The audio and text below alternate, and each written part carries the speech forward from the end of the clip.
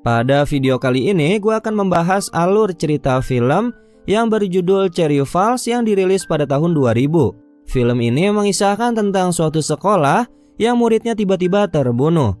Setelah diselidiki, ternyata pembunuhan itu hanya membunuh gadis yang masih perawan saja. Lalu bagaimanakah kisah selanjutnya? Yuk, tanpa basa-basi lagi, kita langsung masuk aja ke cerita filmnya.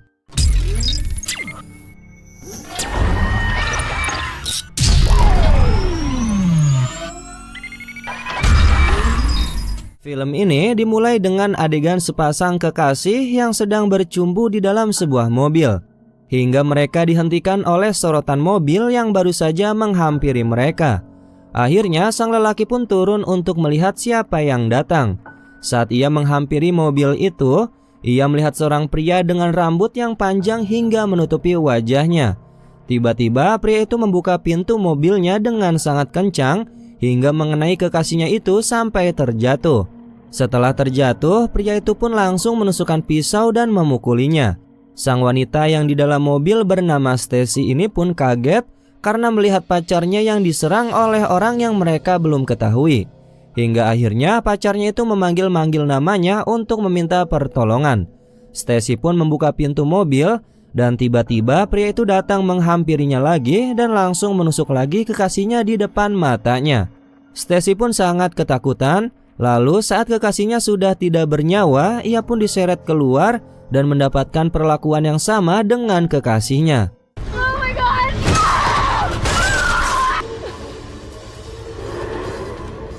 Setelah itu scene berpindah memperlihatkan adegan sepasang kekasih yang berbeda sedang bercumbu juga di dalam mobilnya.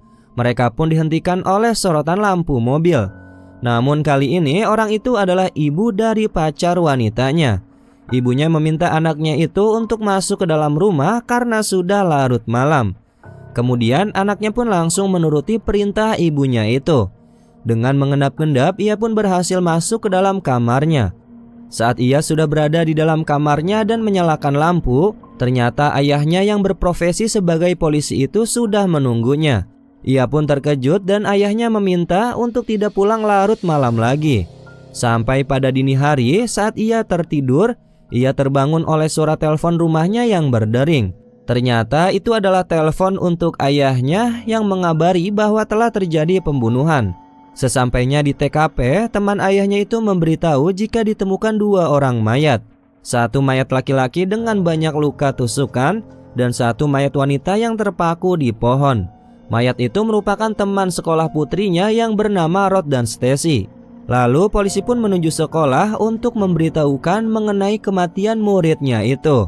Kemudian saat malam hari di rumah Annette, salah satu murid di sekolah itu juga, saat kedua orang tuanya sedang pergi, ternyata dari kejauhan sudah ada yang memperhatikan rumahnya. Tidak lama dari orang tuanya pergi, tiba-tiba rumahnya diketuk oleh seorang wanita yang berpura-pura menjadi teman ibunya. Lalu wanita itu ingin meninggalkan pesan untuk ibunya. Saat Annette membuka pintu rumahnya, tiba-tiba kepalanya dibenturkan dengan pintu sampai ia tidak sadarkan diri. Singkat cerita, lalu orang tua Annette pun pulang ke rumah. Sesampainya di rumah, mereka dikejutkan karena pintu rumah yang sudah terbuka. Mereka pun mencari anaknya. Sampai ibunya menjerit dikarenakan melihat bercak darah di dapur rumahnya. Ayahnya pun menghampiri ibunya dan melihat ke arah atap rumah. Dan ternyata anaknya itu sudah tergantung di kerangka lampu.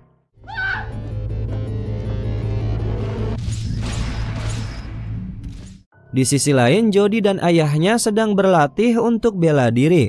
Tiba-tiba berhenti dikarenakan panggilan untuk ayahnya mengenai kasus kematian Annette. Kemudian polisi itu pun menuju rumah sakit untuk menanyakan hasil otopsi dari mayat tersebut. Hingga akhirnya dokter mengatakan jika di semua mayat dimulai dari Stacy, ditemukan banyak air mani di bagian tubuhnya namun tidak di alat vitalnya. Begitupun dengan mayat Annette. Dokter pun menjelaskan jika pembunuhan itu tidak melakukan hubungan seksual terlebih dahulu dengan korban sebelum atau sesudah ia meninggal. Polisi pun memberi kesimpulan jika pembunuhan itu hanya membunuh gadis yang masih perawan saja. Lalu saat dokter menjelaskan seperti itu, Polisi itu pun langsung khawatir dengan anaknya.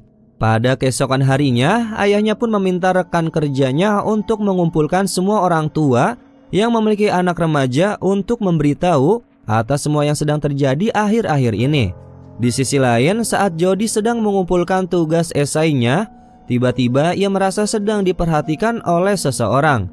Lalu ia dan gurunya pun mencari keberadaan di mana orang itu, namun tidak ditemukan. Kemudian saat polisi yang juga ayahnya Jody sedang mengumpulkan para orang tua murid, kepala sekolah menghampiri dan mencoba menghentikan apa yang sedang polisi itu lakukan. Namun polisi itu tetap melakukannya. Saat polisi itu mengumumkan jika kasus pembunuhan di sekolah ini hanya membunuh anak yang masih perawan saja, di sisi lain Jody dan Timmy melihatnya. Lalu Timmy yang mendengar berita itu pun langsung menelpon dan memberitahu temannya menggunakan HP Jody. Jody pun mencari Timmy untuk mengambil kembali HP-nya. Saat Jody sedang mencari temannya itu, tiba-tiba terdengar bunyi HP-nya. Lalu ia pun mencari sumber suara itu sampai di depan sebuah lemari. Ia pun membuka lemari itu dan terlihat Timmy yang sudah tidak bernyawa di dalam lemari itu. Jody pun kaget dan langsung melarikan diri. Ia pun dikejar oleh psikopat itu dan terus berusaha melarikan diri. Sampai akhirnya ia tertangkap dan dibenturkan ke loker sekolah.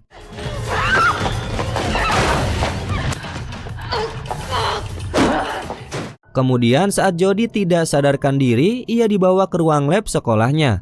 Lalu saat psikopat hendak merobek roknya, tiba-tiba ia tersadar dan langsung mencoba untuk melarikan diri.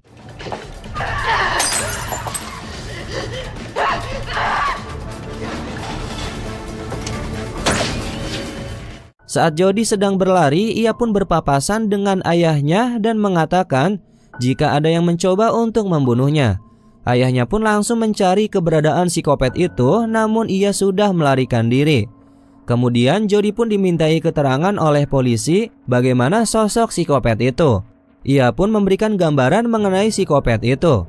Setelah ia memberi keterangan, ayahnya pun menenangkannya dan memintanya untuk menunggu ibunya menjemput. Kemudian saat ia sedang menunggu ibunya, ayahnya pun masuk ke dalam kantor untuk menelpon seseorang. Jody yang penasaran akan siapa yang sedang ditelepon ayahnya itu pun menguping pembicaraan ayahnya lewat telepon yang ada di dekatnya. Ayahnya itu ternyata menelpon kepala sekolah dan ia menebak jika dalang pembunuhan itu adalah seorang wanita yang bernama Laura Lee Sherman. Kemudian ayahnya pun memergoki si Jody dan langsung menanyakan apa yang sedang ia lakukan. Jody pun beralibi jika ia sedang menelpon ibunya. Tak lama dari itu temannya yang bernama Sandy datang menghampirinya dan mengatakan jika kabar mengenai pembunuhan itu sudah menyebar di semua sekolah. Ia pun mengatakan jika semua anak takut dibunuh dan akhirnya mereka pun berencana untuk melakukan hubungan mantap-mantap. Pada keesokan harinya saat di sekolah, ia disambut oleh seluruh teman-temannya di sekolah dan menanyakan keadaannya. Kemudian ia bertemu dengan mantan kekasihnya yaitu si Kenny. Kenny pun mengajaknya untuk ikut ke pesta. Namun ia menolak dikarenakan ia sudah janji kepada ayahnya untuk pulang setelah sekolah selesai. Setelah kejadian yang menimpanya, Jody kini dikawal oleh rekan ayahnya.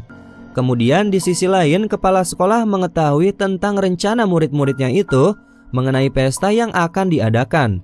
Lalu ia pun memberikan peringatan lewat pengeras suara jika ada kegaduhan akan memberikan hukuman yang cukup berat. Saat bel pulang sekolah, murid-murid di sekolah itu sangat gaduh karena mereka akan melepaskan keperawanannya. Di sisi lain, Jody tidak mengikuti kegaduhan itu dan langsung pulang ke rumahnya. Sesampainya di rumah, saat ia sedang berbincang dengan ibunya, tiba-tiba ia menanyakan nama seseorang yang ia dengar dari ayahnya. Dengan sedikit gugup, ibunya menjawab jika ia tidak mengetahui siapa itu. Karena rasa ingin tahu Jody yang sangat besar mengenai siapa Laura Lee Sherman, akhirnya ia pun pergi ke perpustakaan. Saat ia sedang membaca sebuah artikel, ia dikagetkan dengan sebuah suara. Kemudian ia pun mencari suara itu sambil membawa sebuah senjata di sepanjang lorong rak buku. Lalu ia pun terkejut ternyata itu adalah ibunya. Ia pun langsung meminta ibunya untuk menceritakan siapa itu Laura Lee Sherman. Ibunya pun menuruti permintaan anaknya itu. Ibunya menjelaskan jika 25 tahun yang lalu saat ia SMA, ada seorang gadis bernama Lorli Sherman yang diperkosa oleh 4 temannya yang sedang mabuk. Namun kasus itu tidak pernah diselesaikan dengan baik dan keempat pria itu pun tidak diadili. Hingga akhirnya ia pergi meninggalkan kota dan kedua pria yang memperkosanya pun pergi. Kemudian 2 orang pria yang memperkosanya lagi adalah kepala sekolah dan ayahnya Jody atau suaminya. Jody yang mendengar kisah itu pun menanyakan apakah ayahnya itu menyerahkan diri kepada polisi atas apa yang terjadi. Namun ibunya menjawab tidak, karena mereka semua adalah teman baik dan saat itu mereka sedang mabuk. Adegan selanjutnya memperlihatkan ayahnya Jody sedang berada di depan sebuah rumah yang ternyata milik Lorli Sherman. Ia pun masuk ke dalam rumah itu dan memeriksanya. Sesampainya ia di ruang bawah tanah, ia menemukan barang-barang bayi dan terdapat boneka bayi yang dirantai pada bagian lehernya. Saat ia berjalan keluar dari rumah itu, ternyata ia diperhatikan oleh pemilik rumah tersebut. Setelah ia masuk kembali ke dalam mobil, ia sedikit terdiam dan kehilangan fokusnya. Adegan selanjutnya memperlihatkan ayahnya yang sedang menuju kantor kepala sekolah. Sesampainya di sana, ia melihat kepala sekolah yang sudah meninggal dengan tulisan perawan di jidatnya. Di sisi lain sudah ada seseorang yang bersiap untuk memukulnya, lalu ia pun dipukul dengan piala hingga tidak sadarkan diri.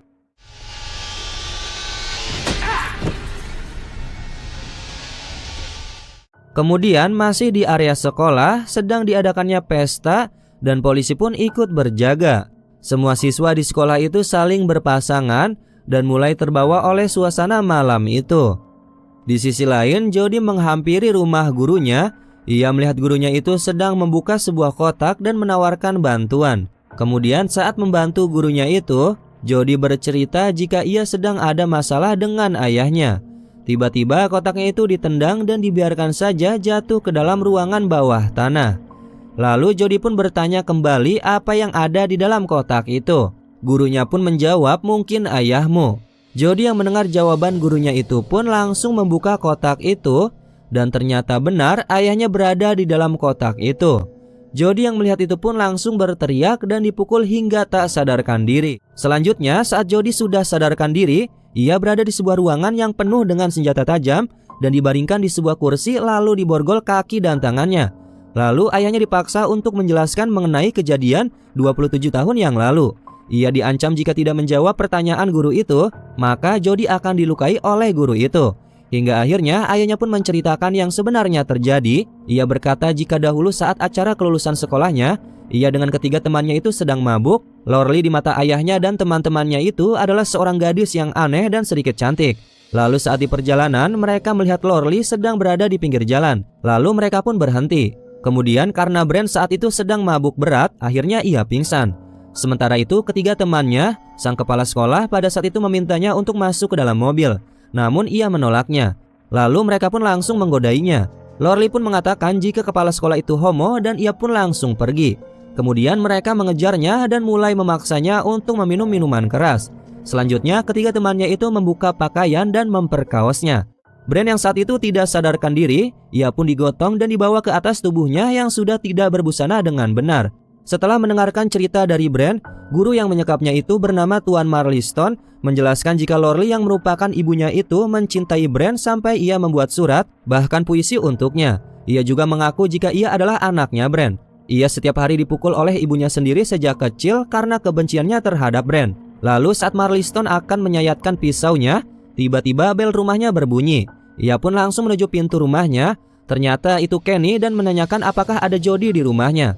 Namun ia mengelak. Kenny tidak percaya karena ia melihat sepeda Jody yang terparkir di halaman rumahnya. Karena Kenny merasa ada yang janggal, ia pun menerobos masuk ke rumah gurunya itu dan menguncinya di luar. Di sisi lain, Brent, ayah Jody, berusaha untuk memecahkan cermin yang berada di ruangan itu. Kenny pun mendengar suara pecahan cermin yang berada di ruang bawah tanah. Ia pun langsung menuju ruang bawah tanah dan membuka ikatan di tubuh Jody. Di sisi lain, Marliston berusaha membuka pintunya dengan kampak. Ia pun berhasil membukanya dan langsung menuju ruang bawah tanah. Brent yang melihat kedatangannya langsung menghajar dan mencekiknya. Namun Marliston malah menusuknya dengan pisau di lehernya.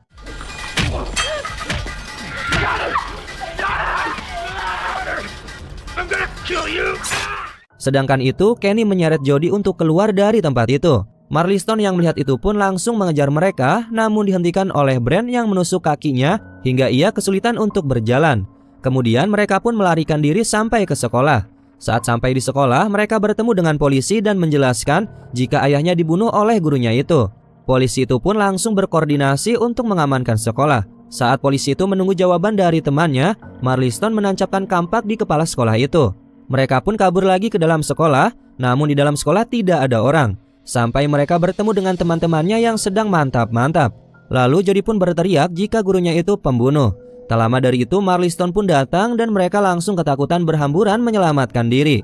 Saat Jody sedang mencari Kenny, tiba-tiba Marliston datang dan mencekiknya sambil memegang pisau. Dari arah belakang, Kenny langsung menangkap Marliston. Namun Kenny terkena pisau Marliston. Jody yang melihat itu di depan matanya langsung terdiam dan teringat sejenak kejadian yang telah menimpanya. Akhir dari cerita ini, Marliston pun langsung menyerang Jody. Dengan sigap, Jody pun mendorongnya keluar hingga ia terjatuh ke lantai 1 dan tertancap kayu pagar sekolah yang rusak. Saat di lantai 1, salah satu murid mendekat ke arah gurunya itu dan tiba-tiba terbangun lalu menjambak rambutnya.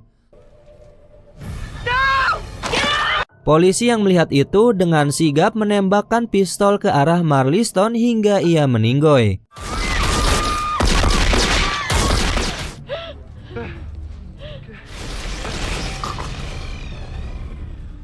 Kemudian pada keesokan harinya, Jody dan ibunya dimintai keterangan oleh polisi mengenai semua kejadian yang telah terjadi. Setelah keluar dari kantor polisi, ia merasa seperti sedang diawasi oleh Lorelei. Dan akhirnya film ini pun selesai. Itulah alur cerita film dari Cherry Falls yang dimana cukup menegangkan ya, oke? Terima kasih sudah menonton sampai akhir. Mohon maaf apabila ada kesalahan kata maupun isi video.